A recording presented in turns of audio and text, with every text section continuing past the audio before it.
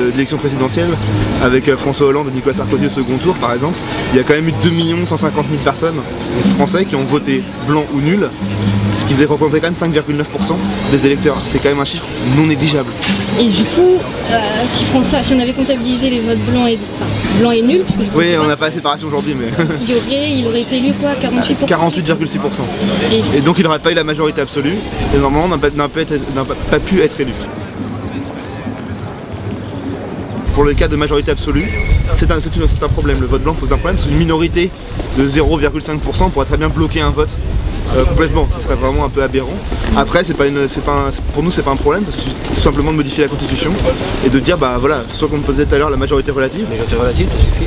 Donc pas de souci, le premier qui arrive, bah, il est le premier. Nous, ce qu'on veut vraiment, c'est l'idée de dire que bah, si c'est le vote blanc qui obtient la majorité, qui dépasse justement les 51%, enfin la majorité absolue, que justement l'élection soit refaite. De dire, attendez, il y a un problème, 51% des Français souhaitent autre chose. Aujourd'hui, je pense que les politiques n'ont rien à gagner avec le vote blanc et beaucoup à y perdre. Imaginez un politique qui aujourd'hui est élu avec 60% des voix et qui demain n'est plus élu qu'avec 40% des voix. Tout simplement. Un vote blanc majoritaire permet d'invalider un scrutin, ce que nous défendons dans notre projet. Le pouvoir politique ne trouve pas son compte dans ces cas-là, parce qu'il pourrait ne pas être élu. Et c'est bien la seule chose qui pourrait lui faire peur, c'est ne pas être élu. Donc le vote blanc pour lui c'est un vrai siège éjectable, possible. Il y a une épée de Damoclès au-dessus de la tête. Donc là, voilà, on comprend pourquoi le vote blanc n'avance pas.